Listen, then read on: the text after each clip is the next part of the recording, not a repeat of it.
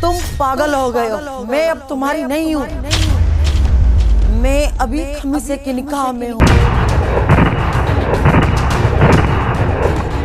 और तूने मेरे पीठ में छुरा घोंप दिया। अब देखो, भुगतो भाई। ये मोहब्बत तो एक खून की तरह होती है। निकल जा मेरे घर से।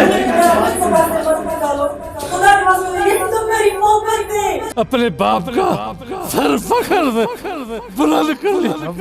मुझे लगता है ये बहुत बड़ा आदमी है। आज इसके ऐसा हाथ लगाते हैं, इसके आने वाली नस्लें भी याद रखेंगी। तुमसे प्यार करूंगा, तुझे मैं रुलाऊंगा। खामोश हो जाओ, यही मेरा फैसला है। ये हमारी दहशत हमारे कजन से पूछ लेना। सलाम वालेकुम। तो याद रखना रुस्तम, हम तुमसे दुश्मनी करेंगे। तुम भी तो उस जैसे हो ना। नहीं, ये जुल्म है, ये हम बर्दाश्त नहीं करेंगे।